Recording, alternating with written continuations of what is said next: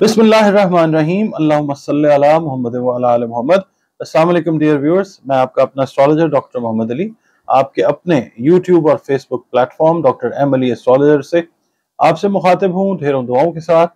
और दुआएं मेरी आप लोगों के लिए हमेशा यही हुआ करती हैं कि अल्लाह रब्बुल इज़्ज़त आपके लिए और आपके प्यारे रिश्तों के लिए दीन और दुनिया की आसानियां पैदा फरमाए, आमीन सुम्मा आमीन। आपका अपना चैनल है, बहुत शुक्रिया आप टाइम निकालते हैं वीडियोस देखने के लिए।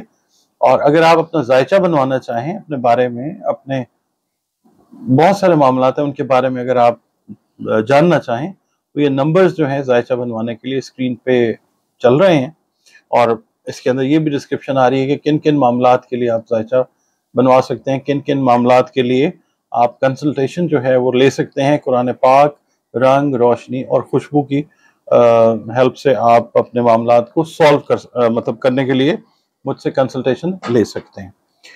उसके अलावा आज की जो वीडियो है बड़ी एक डिफरेंट वीडियो मैं आपके साथ शेयर करने लगा हूँ।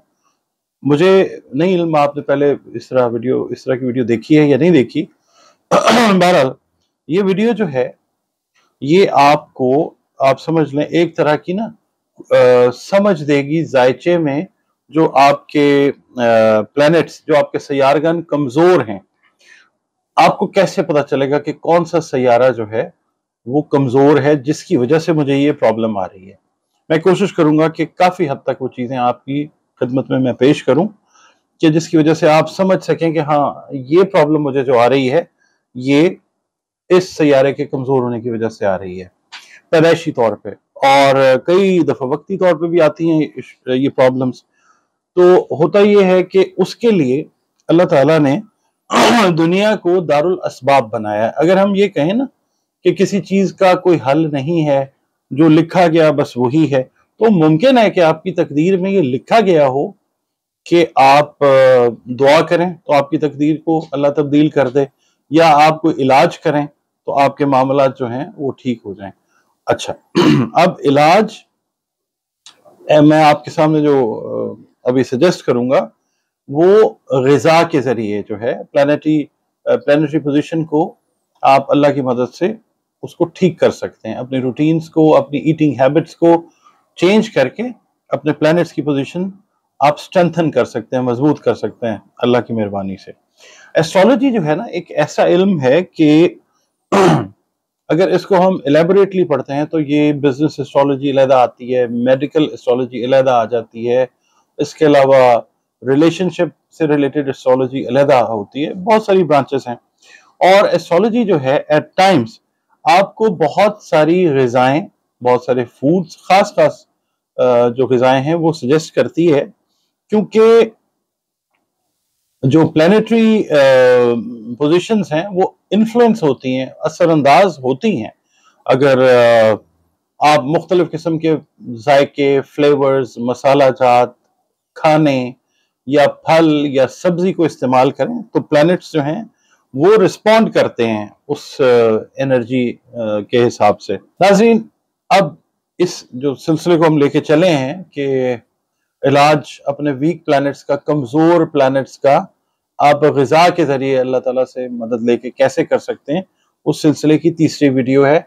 और ये है मार्स, मरीख के बारे में कि अगर जायचे में मरीख आपका कमजोर है तो क्या क्या अलामात हैं जो जाहिर करती हैं कि मरीख कमजोर है, और फिर उनके इलाज की तरफ जाएंगे हम। ठीक है, मार्स या मरीख जो है ये खुश्की को भी जाहिर करता है।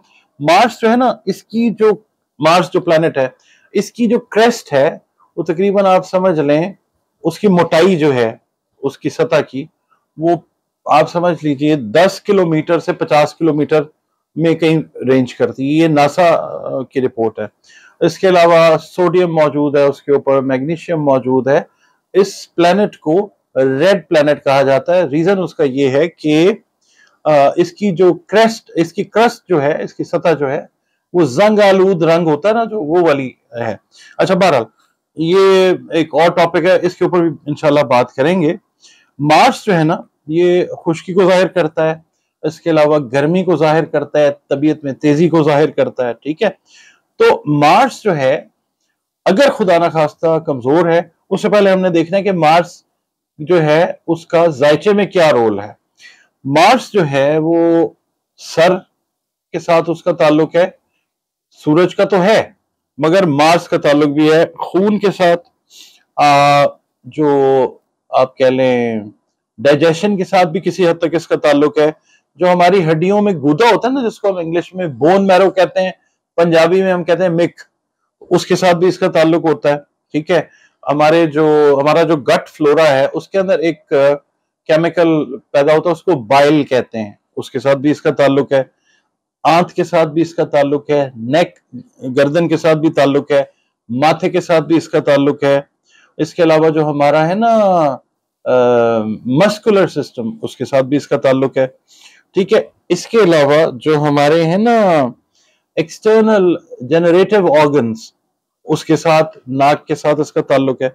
ठीक है, अच्छा, अब खुदा ना खास्ता अगर ये जायचे में कमजोर है तो आपको क्या अलामात महसूस हो सकती हैं।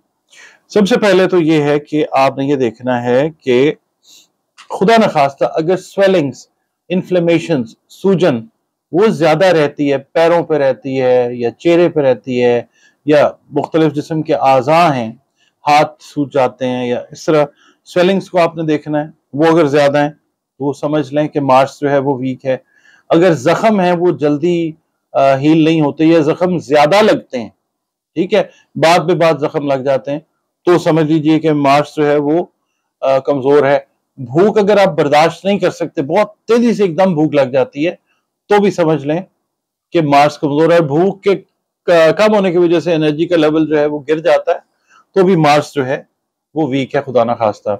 एक्सीडेंट्स का ज्यादा होना वो भी मार्स की कमजोरी को जाहिर करता है। इसके अलावा क्या इसको कहते हैं, जल जाना, स्किन का जल जाना या फ्रैक्चर्स का होना, ये भी मार्स की कमजोरी को जाहिर करता है। स्किन पे अगर रैशेस बन जाते हैं तो भी आपका मार्स जो है समझ लीजिए कि कमजोर है। उसके अलावा अगर आपकी सर्जरीज खुदा न खास्ता ज्यादा होती हैं किसी भी हवाले से, तो आप समझ लें कि मार्स वीक है। अगर पाइल्स यानी बवासीर का इशू खुदा न खास्ता आ जाता है, क्योंकि मैंने बताया ना कि इंटेस्टाइन का ताल्लुक भी मार्स के साथ है, तो आप समझ लीजिए पाइल्स का अगर इशू है और वो कंट्रोल नहीं हो पा रहा, तो भी मार्स जो है वो आपका वीक है, खुदा ना खास्ता। इसके अलावा एकदम बगैर किसी वजह के बुखार का होना और बुखार का तेज हो जाना एकदम, ये भी मार्स की कमजोरी है। इसके अलावा जो ट्यूमर वगैरह बनते हैं खुदा ना खास्ता, अनएक्सपेक्टेडली, आपने एक्सपेक्ट नहीं किया मगर ट्यूमर्स बन गए, मार्स कमजोर है।